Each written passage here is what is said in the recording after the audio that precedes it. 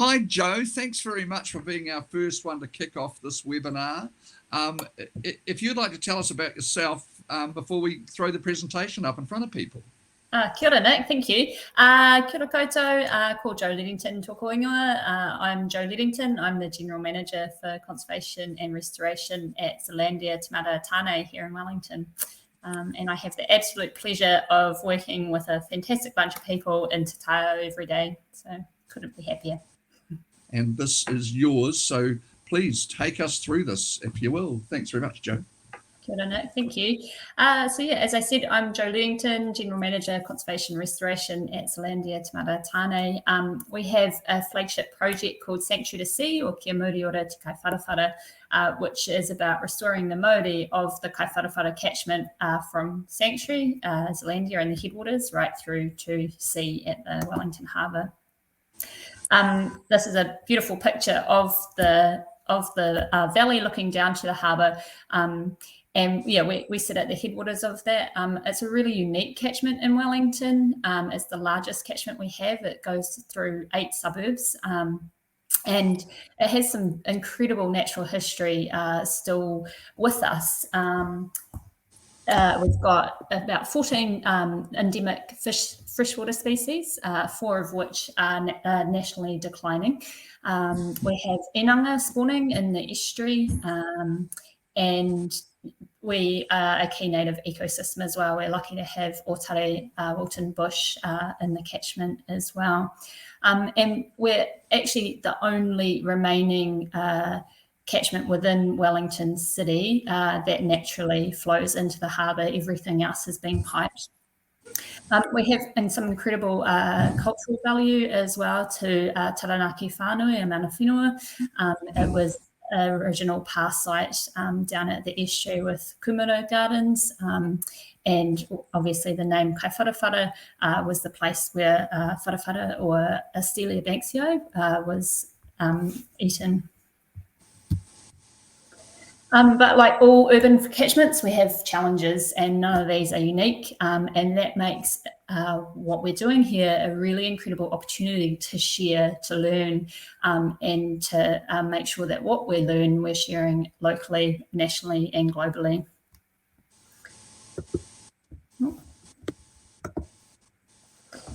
So we're an urban catchment. This is the reality of it. It's not pretty. We've got channelized portions of the Awa. We have fish passage issues. We have pipes. We have high flow events, which have huge sediment loading. We have rubbish. Hugely modified. So the Sanctuary to Sea kaupapa that we run is a partnership between Zealandia and Taranaki whānui, our mana whenua. It's got heaps of different components, and this is a really overwhelming slide, but we have a strategy group, and that's made up of DOC, City Council, Greater Wellington Regional Council, Wellington Water, Centreport, who are right at the estuary, and then Morph Environmental and GHD. And so we meet every 2 months to strategise and figure out how we can improve this catchment. We're lucky to have 30 community groups who are incredibly active, wonderful, doing so much work in the catchment. And we hold 3 hui a year with those groups to pull us all together and talk about the project.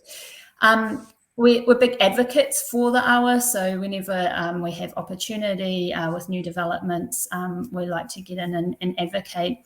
And within the sanctuary, we're doing a lot of freshwater restoration. So you may have seen in the news over the last couple of weeks, we've just released toitoi, or common bully, into the sanctuary. And what we're trying to do is improve the water and the freshwater ecosystem within the sanctuary as much as possible, because the impact of that will literally flow down through the catchment.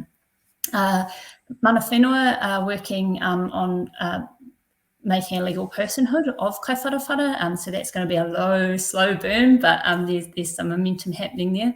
And we've also had a really cool plastic-free urupā project going to try and reduce, from litter surveys, we've found that a lot of plastic pollution in the Awa is coming from local cemeteries.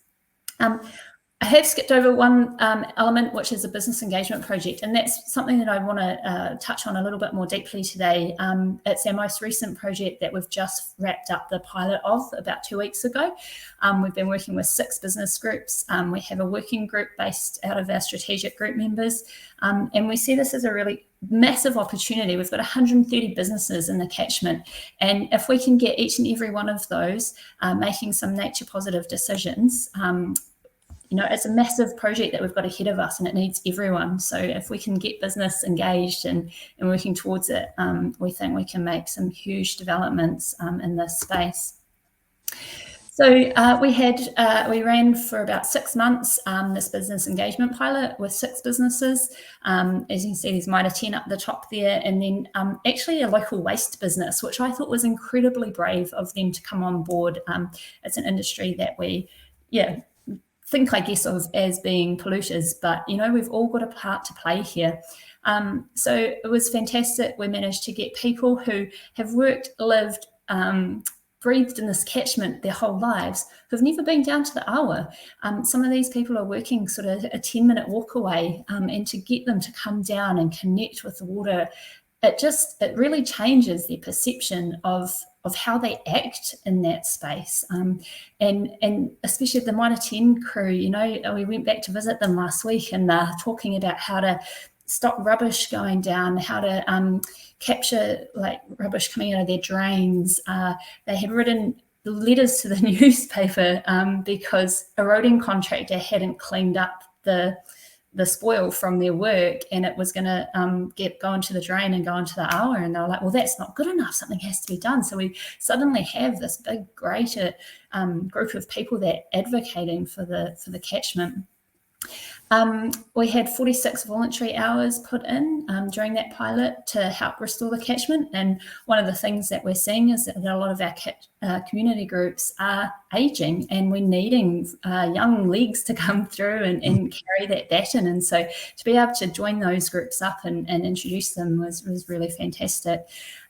We've now got predator trapping going through. It was an urban industrial area, and so there was no community trapping groups, and so we've been able to team up with predator-free groups on either side and fill a big gap that was there.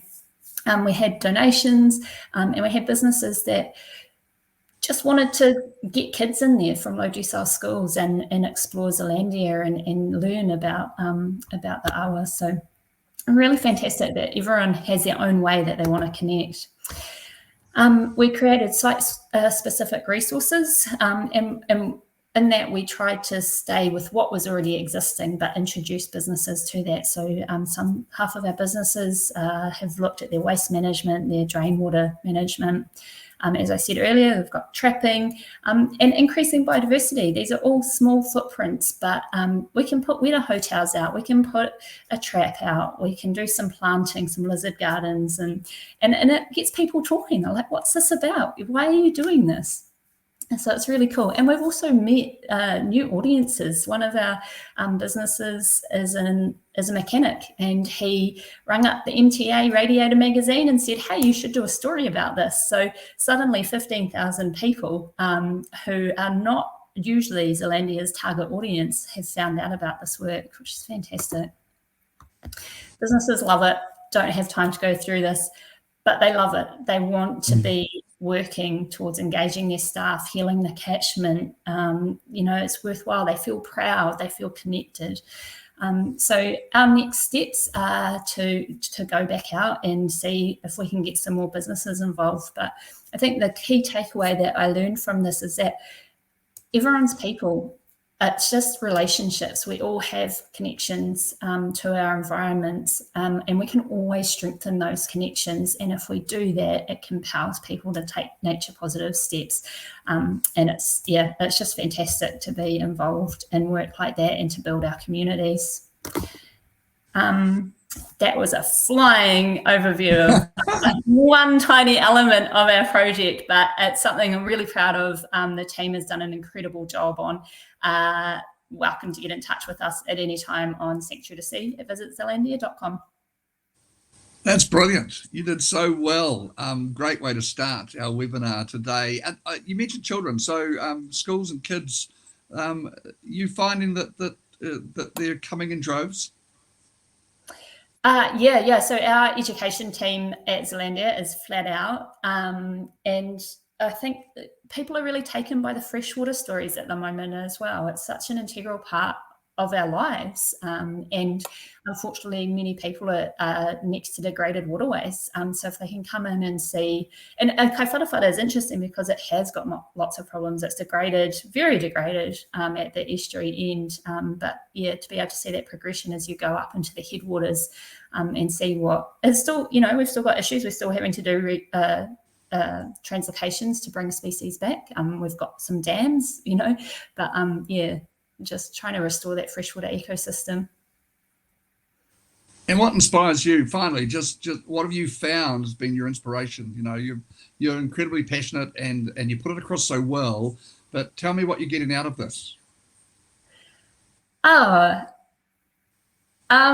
I think it's changed over my life, but I used to work on offshore islands, and it became increasingly uncomfortable to me that to see our nature and our wildlife, you had to be on an offshore island, and I want that to be accessible. I've got a 2-year-old. I want her to grow up with these species in her backyard and to have clean water to go and play in the rivers. And so I think, that's definitely driving me a lot now.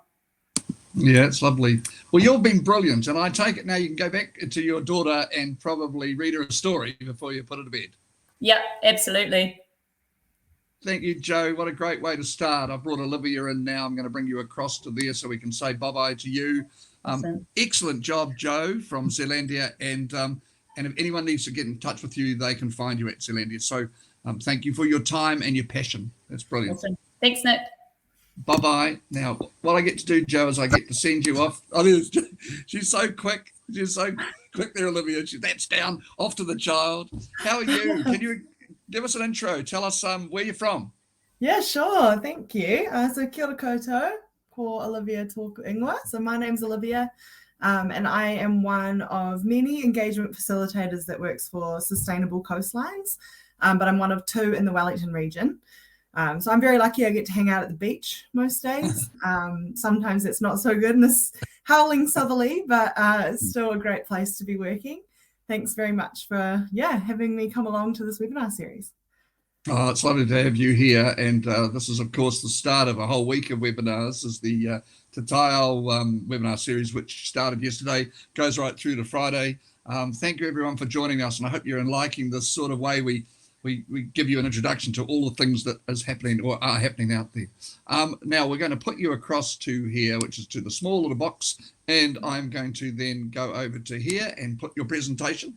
And I think it should come up any second. Oh, there we are. Hold on.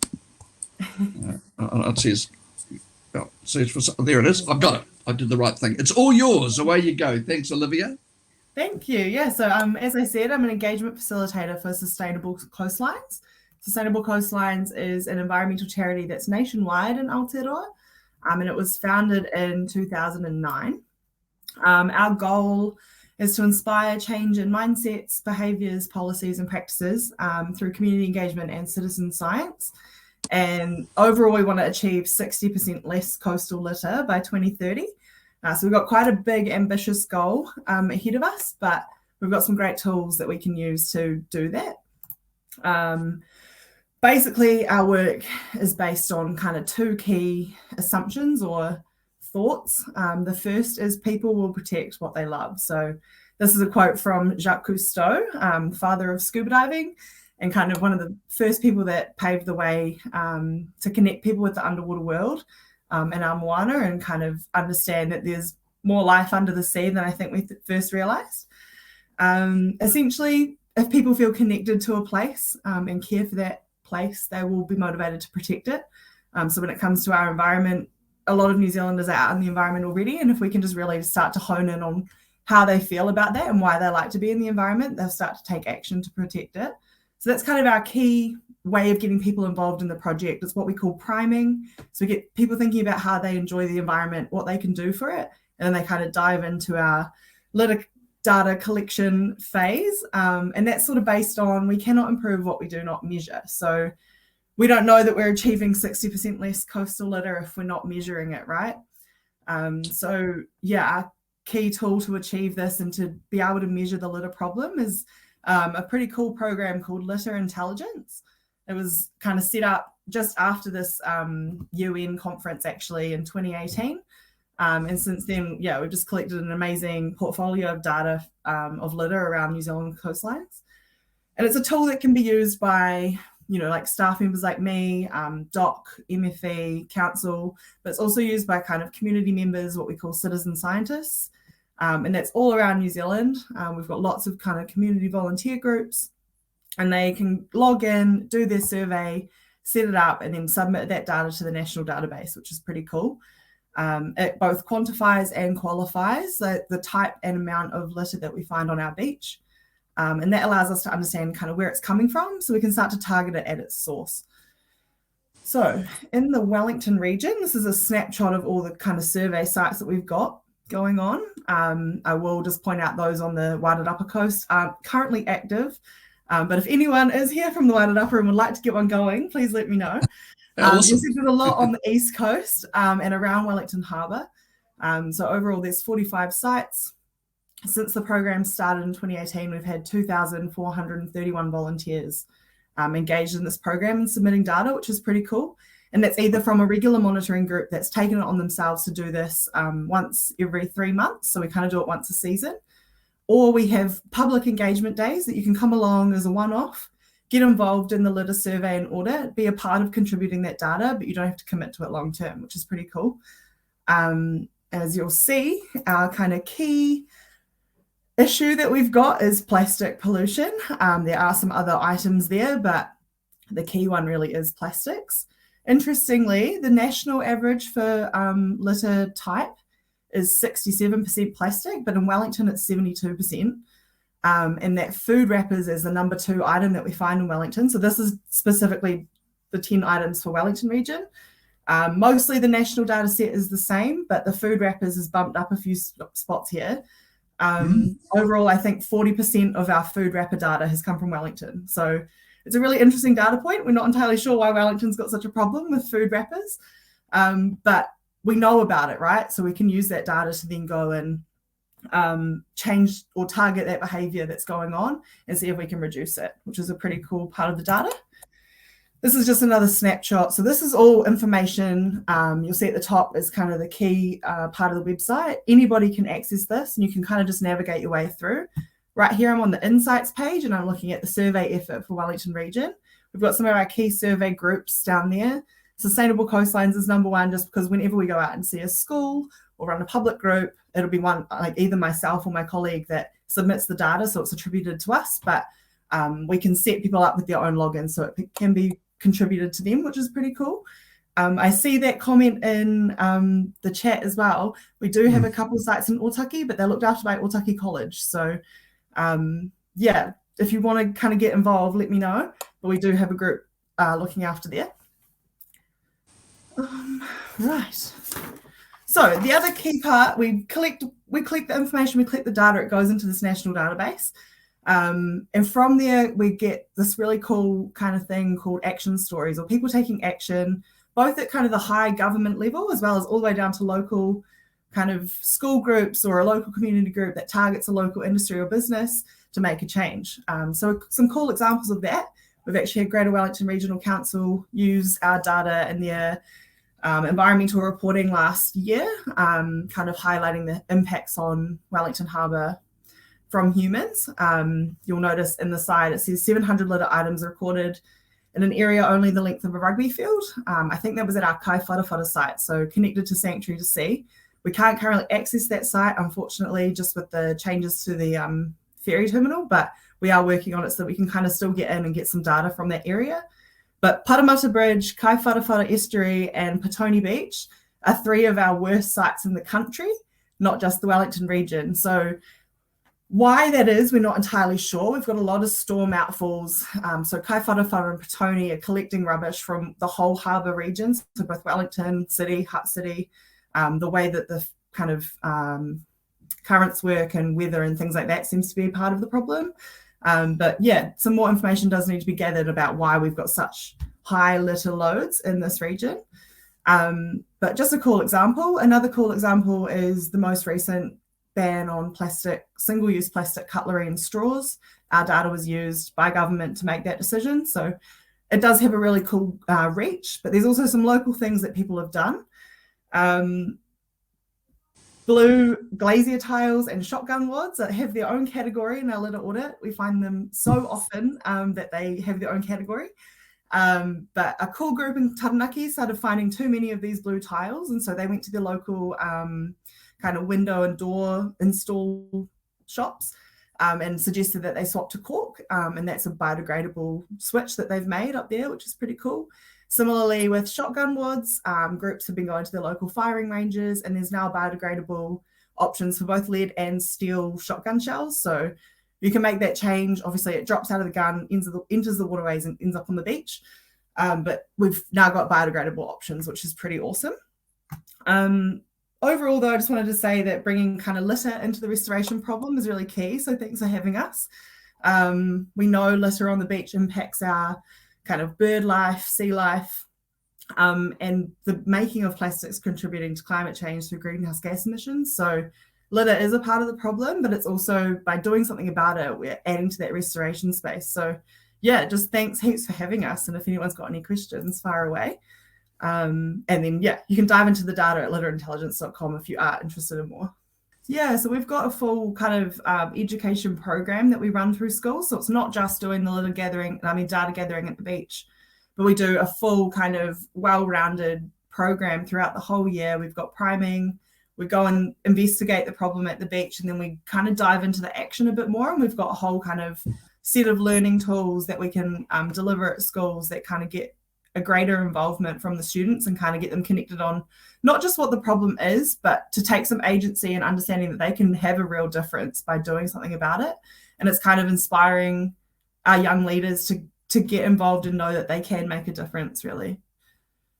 And what kind of sort of reaction do you get if you find something and you can say, well, we've got too much of this happening?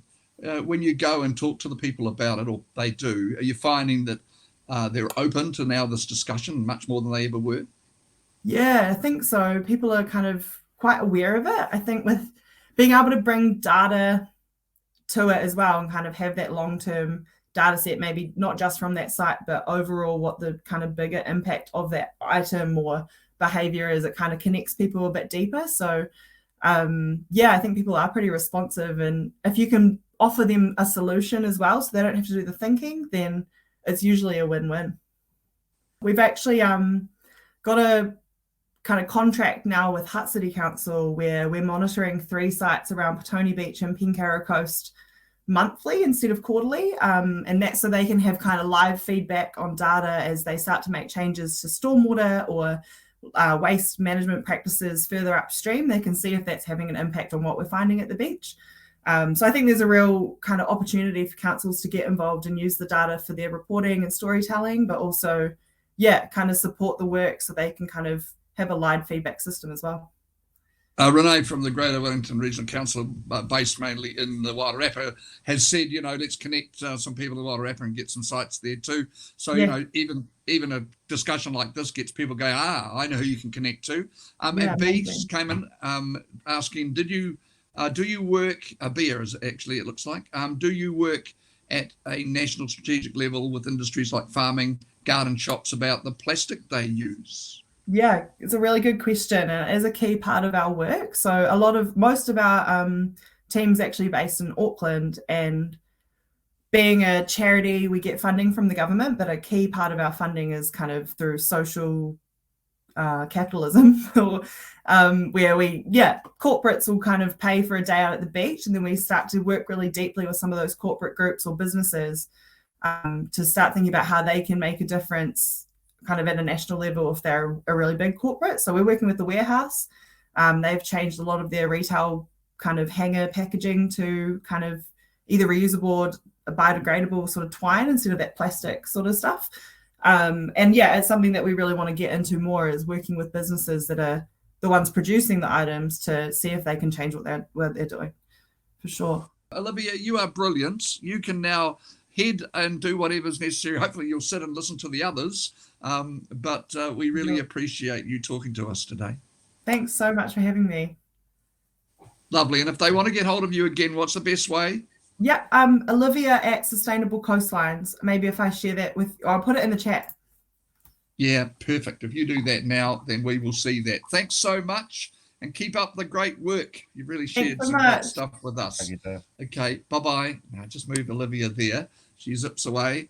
Jorge, this is great to have you on here. Could you just, I'm going to say your name because I've been practicing it all afternoon. So it's Jorge Jimenez. Yeah. And I think, thank you. And I just needed to do it because I've been practicing all day. Can you just introduce yourself? Tell us where you're from. I know you're originally from, you're Spanish originally, is that correct? Yeah. So, my name is Jorge. I'm originally from Spain, but came here to New Zealand 8 years ago to do my master's in marine conservation and love the place so much that I've never left. Can you just tell me, just before we go into your presentation, when you're overseas and you're looking at New Zealand, surely it's the gold standard place to go to? Is it like everyone go, I've got to go to that, I've got to go there? So the expectation is it's going to be brilliant when you get here? Especially when it comes to nature and conservation. New Zealand is definitely, it's got like some good reviews from the international atmosphere. Yeah. Cool. I'm going to put you over here and I'm going to click onto your presentation. There we go. It's Mountains to Sea. And it's all yours, Jorge. Where you go. Thank you, Nick. I'm Jorge. I'm a project manager for Mountains to Sea Wellington Trust. Mountains to Sea is a non-for-profit charitable trust based in Greater Wellington. So we work anywhere between Kapiti and Wairarapa Coast. And like the name hints, we just work in the whole catchment from the mountains to the sea. We specialize in water conservation, so freshwater marine environments. What we do is connect and restore people to the environment. Yeah.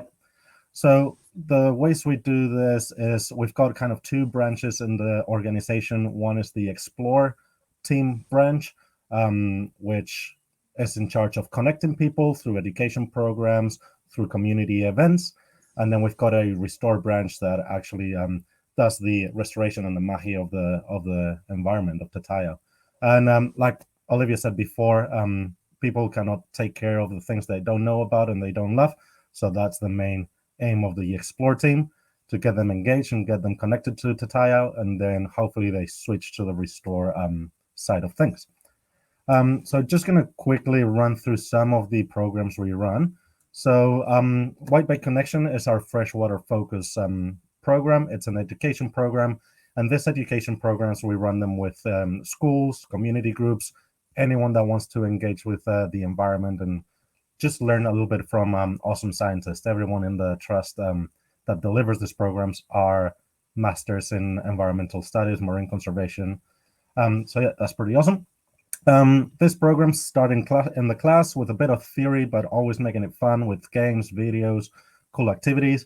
And then after they've got the basic knowledge about what a freshwater environment is, what biodiversity or freshwater habitats are, then we go what we do best, which is get our hands dirty and our feet wet in the stream, where students or participants get to explore the water quality, check for fish biodiversity and bug biodiversity.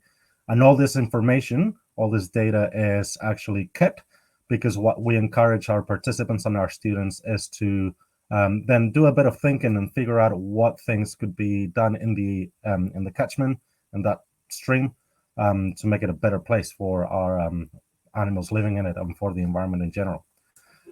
So some of the actions that this kits come up with is, for example, cleanups. So we've got some Natone Park students there that figure out they had a lot of rubbish in their stream, so they started organizing bi-monthly cleanups. In the middle, Brandon intermediate students weren't seeing any fish in their section of the stream, so they went for a little exploration downstream and found some fish barriers like culverts and some dams.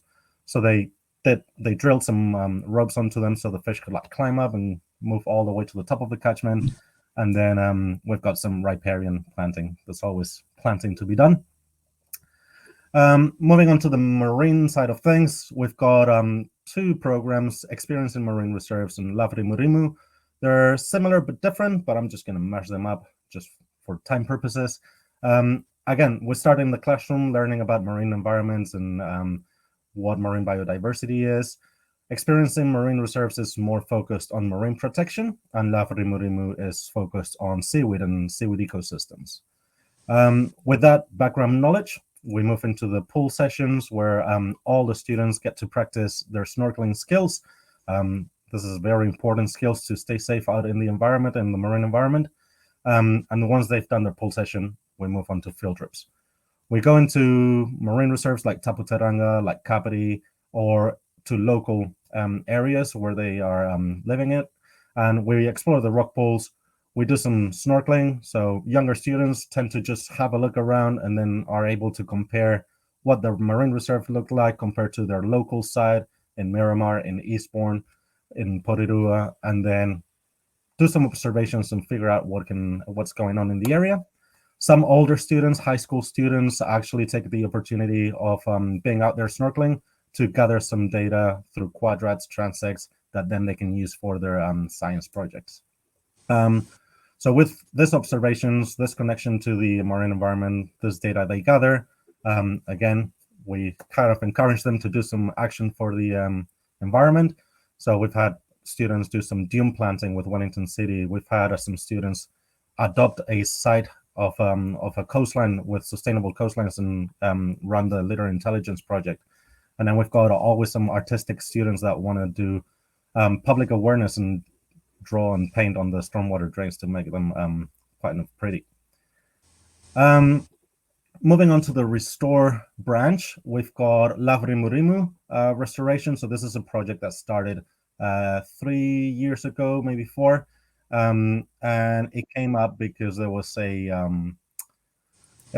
noticeable decline on some of the giant kelp forest in the Wellington region. So we hear stories of giant kelp forest being found in Castle Point like 10 years ago, and now the Wellington Harbour is the most northern point where you can find this species of seaweed. There are seaweeds that like cold water, so we think that maybe global warming, heat waves is making the giant kelp forest recede south. So that has us thinking about what's going to happen in the future. Are we going to lose this kelp forest here in Wellington altogether? So to tackle this problem, we've got some partnerships at NIWA at Vicuni. They're doing a bit of baseline studies and telling us what's going on in the harbor right now. But what we're doing with our team of aquaculturists, you can see them there, is we're actually collecting spores from the seaweeds, hatching them, making sure they settle on some string or some rocks, that's called green gravel there, and then using those seaweeds that have hatched in the lab to then go and replant and restore the underwater forest. So it's pretty much what we do on land. We've got a plant nursery and then take the trees to the nahere. We're trying to do the same, but just underwater. So real exciting. Last year we had our first pilot site where we did some plant outs of seaweeds, and you can see them on the right there. We planted seaweeds that were 2 centimeters big, and last time I went to check, there were some individuals that were 2.5 meters long. So that's pretty awesome to see. But it's also pretty awesome to see all the fish life and all the crabs and all the animals that have moved into that area now that there's healthy habitat and a food source for them. Something really exciting about this that we just started a few months ago is the group, the Kelpers. So this is a community scientist group. They're all volunteer community members that we gathered. Taught them how to free dive, taught them what the project was about and how we want to monitor and how we want to use those seaweeds we're growing in the lab to restore. And they're going to be our hands-on group helping us in the water, do all the monitoring, doing most of the restoration. So that's pretty exciting. At the moment, we've got 8 adults and 8 rangatahi from the Kura Namokapuna at Seaton. Those kids have been involved for 3 or 4 years with the project, and yeah, they're awesome. They love seaweed now, which is pretty cool. The last project I'm going to talk about is the baby and the family. So this is really hasn't even started yet. It's called Y Connection, and it's just a catchment community engagement project, and it's going to offer communities the opportunities to go through monitoring, restoration, engage stakeholders in the area, access knowledge and tools, and access to experts' knowledge. And hopefully all this will provide awesome toolkits for communities to then identify any issues that are happening in their catchment and come up with solutions and put those solutions into action. So in a nutshell, that's what we do. And like I said, volunteers are what we need to do all this mahi. So we're always in need of volunteers. The easiest way to go about it is to just sign us a volunteer on our website, mountains2seawellington.org, and then you can get notified of whenever we need people to help students go out snorkeling, when we need people to get students out into the streams. Not only that, but if you've got any skills that an organization can benefit from, it would be pretty cool to tap your shoulder and see if you can lend us a hand.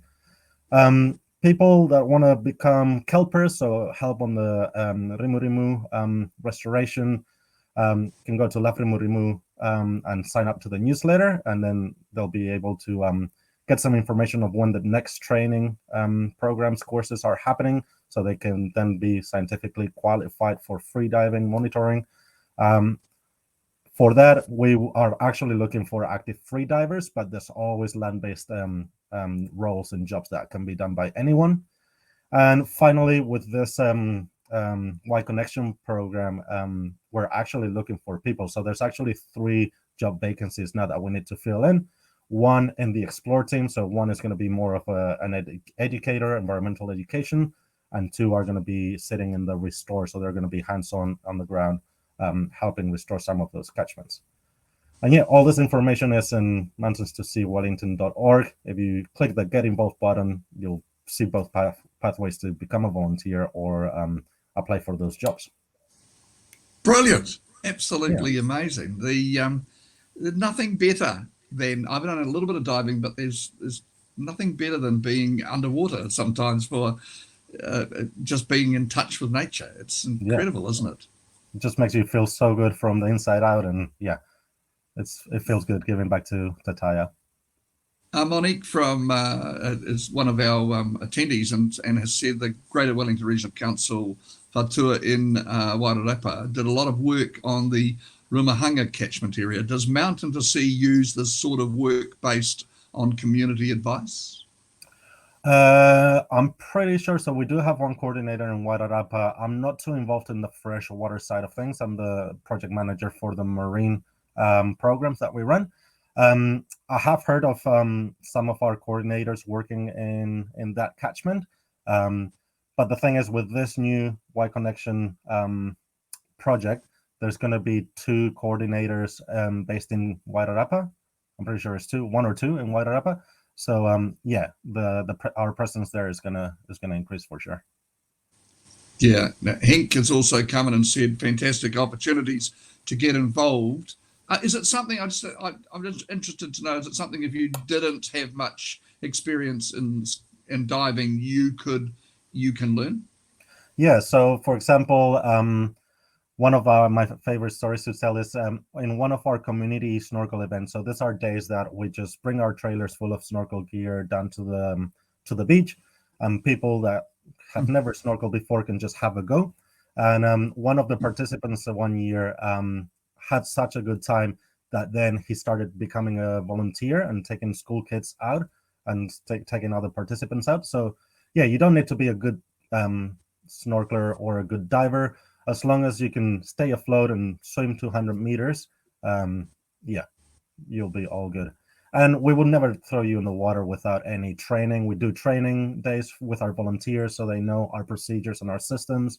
Also, we do rescue skills with them just to upskill them, just so they get a little bit something back from volunteering them time. We upskill them in snorkeling.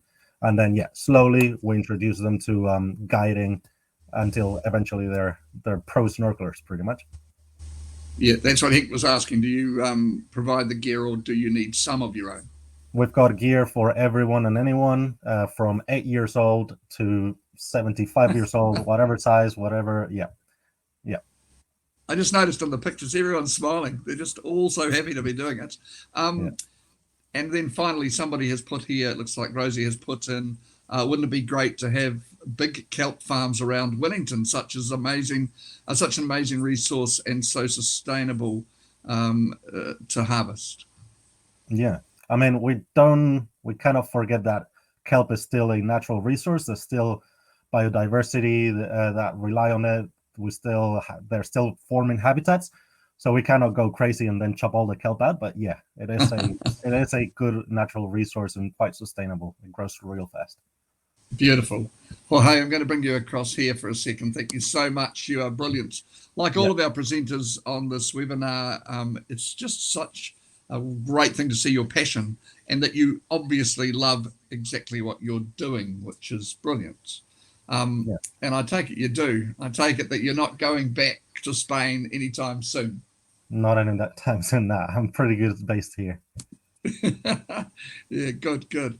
Lovely. I'm just going to bring in Kat Smith, and also that's Kat here. Hi, Kat. And I'm going to bring your partner in crime, who is Shannon Ritter, who's going to do the next presentation as a double act. So, Jorge, it's beautiful to have you with us. Thank you very much. We'll send you back to the green room. Keep up the brilliant work.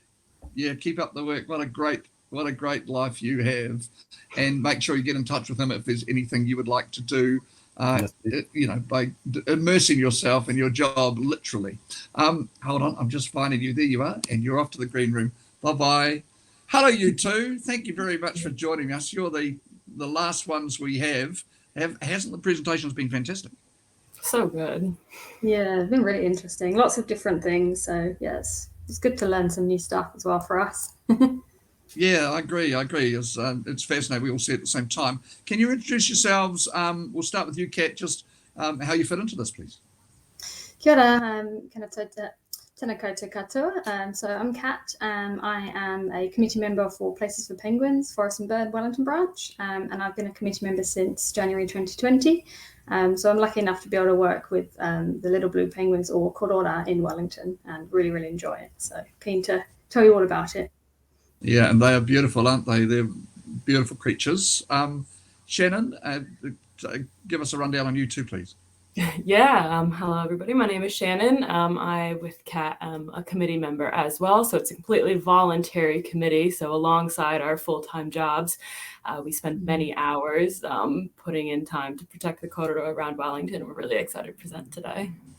Yeah, great. We are too. It's lovely to have you both. And what I like about this, you're both so enthusiastic that you're going to do it together. And I'm going to put your presentation there. And I'm going to, look, I don't know if everyone can see that, but I can see somebody sent a nice heart. So you've got a lot of fans out there.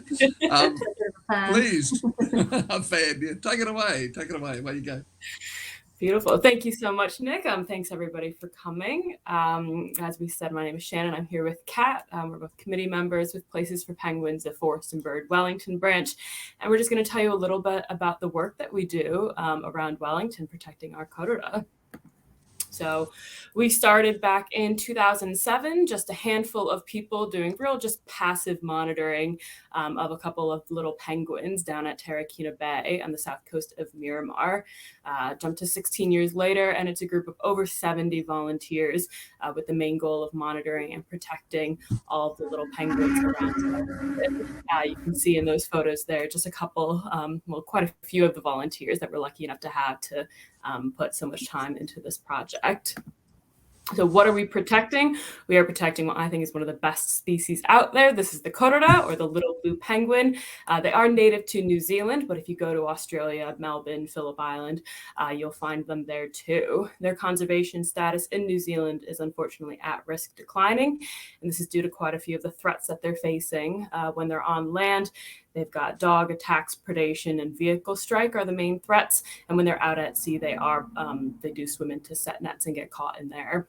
Like I said, they're found all over New Zealand, so the coast of both the North and South Island. You go to any sort of rocky coastline, you'll probably find a little penguin there. Their name is pretty accurate. They are the smallest penguin in the world, standing at only 30 centimeters tall and weighing in at a whopping 1 kg full grown. And like most seabirds, they're typically monogamous, though pair swapping or divorce does occur after a failed breeding attempt. So at this point in their life cycle, they'll be coming ashore to lay 2 eggs, which they'll diligently sit on for the next 5 weeks until they hatch. And then they raise these chicks for the next 8 to 10 weeks until they fledge. Those fledglings will then spend the next 1 to 2 years out at sea before they come back and begin breeding their own chicks. And they live on average about 8 years. So what is the project? So today we've expanded into 14 bays all along Wellington and Miramar Peninsula, as you can see on the map here. So that's 8 bays that we do microchipping. So we're able to identify both the chicks and adult korora at all of these bays, and 6 that are just passively monitored. So that's over 150 nest boxes that are checked by a team of over 70 volunteers every single week. So it's a lot of work that goes into it. But it's not just penguin monitoring that we're doing. We run several trap lines along the coast. We hold planting workshops and beach cleanups and volunteer training days for anybody who wants to join. And being based in Wellington, we're really lucky to have some fantastic relationships with quite a few different groups. So with Wellington City Council and Greater Wellington Regional Council, we work collaboratively to get quite a few signs put up all along beaches and roads to keep our korora safe at night as they might be crossing streets. We're lucky to have the New Zealand Penguin Initiative in our backyard to give us some advice and a couple of extra hands if we need them. We reap the benefits of Predator-Free Wellington, who do a massive, phenomenal effort of trapping in Miramar. Most recently, we've struck up a really great relationship with Wellington Zoo, specifically the Nest Te Kohanga and the vets there. As you can see in those photos, we do occasionally get some sick and injured korora, but we're really lucky. We get to bring them over to the vets. They patch them on up. When they're better, they send them back out to sea. We also have a relationship with the Society for Conservation Biology, the Victoria University branch, which allows us to keep the sort of younger volunteer generation at uni really engaged with Wellington conservation as well. So I'll pass it along to Kat now, who's going to tell you a bit more about the actual monitoring that we do around the coast. Kia ora, yeah. So as Shannon said, how do we actually monitor our penguins? So most of the monitoring is done with these artificial purpose-built nest boxes. And so it just gives them a little bit of an extra space for them to be able to be away from predators. And also some of the habitats might not be suitable for them. So the nest boxes provide that kind of extra additional habitat on the coastline. And it's much easier to monitor them with a nest box than it is to stick your hand inside a natural burrow, which could be a couple of meters deep. So it's much easier to use these. So what we do is we do weekly monitoring with 2 trained nest box monitors. We're basically just checking who's home, adults, chicks and eggs. And then what we're doing every week is we're using a transponder. As you can see on the left-hand side, we're actually having a scan for any potential microchips because we actually do mark our population. And then what we do with that information, we input it into a special smartphone that has a monitoring app. And all that information gets synced to a Google spreadsheet. And then all that data then gets analysed for the breeding season, just so then we can keep an eye on what's going. So why do we monitor our korora in Wellington? So the reason why we mark our population with microchips is actually to get a bit more information on their breeding success. Because without marking the individuals, you can't actually identify who's who in the breeding world. And as Shannon said, they do divorce. So it's actually really cool to be able to know which males and females are breeding successfully every single year. It also is a really good way to determine the sex of the korora. So you can measure the adult beak, and you can tell a male or a female based on the size of the beak as well, which is really, really cool. And also really importantly as well for the future of monitoring of korora in Wellington to, get that population to grow, is do the chicks return to that same location every single year? So that means if the chicks do return, we can then increase that habitat space for those individual chicks to be able to ensure that there's a nice safe space for them to return back to as well. And as Shannon said, we're also part of the New Zealand Penguin Initiative database, which is a centralised data system. So we're that dot on the map from all the other korora populations around New Zealand. And it's really important because they are at risk declining, and the population status countrywide is actually really unknown.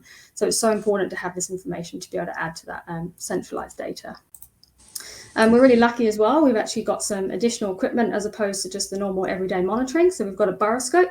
It's really cool because it's specifically designed to check in those burrows. So this particular burrow that you can see on the photo on the left-hand side, we had no idea that this burrow was there. It was right underneath the nest box, and it was actually a dog that detected this burrow. So we used that burrowscope to see, and there was a korora home, and it was about 1 metre in. So there'd be no way that we'd be able to do this without checking with that piece of equipment. We've also got some trail cameras that we use as well. Mostly it's just to see what the penguins are getting up to when we're not there. Obviously, as you can see, getting up to no good, sitting on their nest boxes as well. So it's just a little bit of extra information that we can collect whilst we're not doing the monitoring there as well. Not only do we do the monitoring, as Shannon also said, we do our outreach and engagement. So we've got a Facebook page and an Instagram page. So please, guys, give us a follow if you want to keep up to date with what's going on in the penguin world. And we're also really lucky that we do some planting workshops as well with our wider community. And we also engage with the wider community and do those beach cleanups as well. And we're really lucky to have our mascot, Kahurangi the Korora, as you can see there. And we've also recently just started engaging with some kids as well. We went to a local library and we did some education with them as well. So it's really awesome to be able to be part of this wider community. And we're so lucky to have all the volunteers and everyone who's really keen as well. Now, if you are keen to get involved, then definitely please send us an email. We're always keen to get volunteers, especially with those things like the beach cleanups. Keep an eye on our Facebook page because there's always events going on as well. But thank you for listening, and I hope you enjoyed learning a little bit about our project. And any questions? Yeah, there is actually. I'm just going to put you across to here so that we can see you. Brilliant job, you two. You're a great double act. It's fantastic. Thank you. And those volunteers, I must say, that's a large number of volunteers. I mean, do you just want more coming? Can you do just with more all the time? Well, it depends. So most of the volunteers that we have in our everyday, which Shannon spoke about with the 70 plus, we do have a waiting list, and it's always got people on the waiting list. Right. But there's always people who kind of like the commitment. Obviously, weekly monitoring can be quite a lot for some people. And because we're expanding some of our monitoring in other areas, sometimes we do need those extra volunteers. So we're always keen to get people to come along. But things like the community events and the planting and the beach cleanups, really, really important part of volunteering and the community. And anyone can just come along and do that. So Now, Hank said he has it on good authority that there was great breeding success in Miramar last season. Can you comment on that? Sorry, what was that? Breeding success in Miramar last season. It was there. Oh yeah, okay. Let's see, read it. Yeah, so we actually last season we actually had quite a late breeding season. So our first egg was laid in September, which is very unusual. Most of the kororas start around August, sort of July time. But because we had some quite big storms, it was quite a late season. But actually, all of our chicks, most of our chicks fledged. We did have a few failed nests. But actually, yeah, the breeding season last year, even although it started quite late, it was quite a successful season. And some of our chicks were really big compared to normal. I think our largest chick we had, because on average, the chicks weigh about 900 to a kilo before they fledge. And we had one that was 1.2 kilos when it was microchipped, and this is really unusual size. So yeah, really, really good. So obviously there was some good kai out there for the penguins, but it definitely does depend on the season because they are quite vulnerable to things like storms, storm events, especially. We had last year, we had quite a few big storm events. Yeah, we have. Also, is there focus on penguins elsewhere around the coastline? Not too much. So we are pretty stretched already along the Miramar Peninsula and Wellington, but we do keep our eye out, especially with other development projects going along the harbor. You know, our population's not immune to what's going on elsewhere around Wellington. So we do engage with other development projects so we can keep an eye on what's going on with the other korora around Wellington. Yeah, and then we've also got Matthew Soames that is a separate project to us as well as the Eastbourne project. So we've got Matthew Soames Island, whereas an independent project works, and then another group along the Eastbourne side. So there are other penguin or korora organisations sort of separate to us, but we kind of sort of work with them as well, and they kind of collect that information. So we're kind of getting a sample of the population of Wellington. That's what the last question just come in saying, do you help groups outside the Miramar area to figure out how to make their beaches safer? I imagine, that's something you can offer with all your experience. Yeah, definitely. Yeah, we communicate with other groups, and New Zealand Penguin Initiative is a really great group to get in contact with. Kat is actually a member of that organization. So if you have any questions in figuring out what to do to keep your korora safe, get in contact with Kat, and she'll give you some good directions. And I suppose finally, what do you say? Is there anything that's going on that you'd like to just reiterate? Like people with dogs and those sort of things. Is there anything that we can help you with?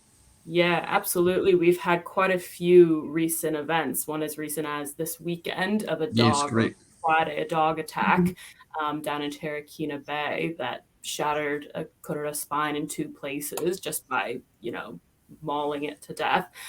So being really aware, if you're a dog owner, keep your dog on a lead. Don't go to beaches where they're not permitted. Look at the signage. Be careful when you're out there. And if you see other dog owners not doing safe practices, tell them you have a responsibility as well to these animals out here. So if you can make a difference, then do so. Jenny, just a final question to ask, what's the furthest away the tagged chicks have ended up? Is there a way? Have you got any info on that? That's a good question, actually, because what actually happens to the chicks in those 2 years, we don't really know. So they go out to sea for 2 years. So we only really, because we monitor on land, we actually only know what they do when they come back on land. But that's a good question. You reminded me that one of our microchip chicks that we tagged in 2021 came home to the same nest that it fled from 2 years ago. So that was really cool to have that information. And we wouldn't have known that without having a marked population. So that was really like a celebratory. It was one chick that returned, but it's better than none. And it's also a start as well. So hopefully this breeding season, hopefully some of those chicks will start to come home as well, which is really cool. So yeah, well done, you two. You're brilliant. Thank you. So interesting, and so much work and so much passion and popular, and those lovely little penguins. You're doing such a good job for them. So we thank you, and thank you for working together as a team and being on the webinar. Thank you. Thanks, Nick. I'm just going to leave you there just for a second. Don't go away, because I'm just going to bring in Henk, because he's going to help me do the wrap up. And I'm sure he'll want to thank you as well, and all the other people. So Henk he should turn up any moment. Henk, there you are. I'll just, there he goes. Hi, it took a while to get you in here, but we've got you now. These two wonderful women, of course, finishing off our great run of presenters. Weren't they lovely, all of them? Oh, fantastic, all of it.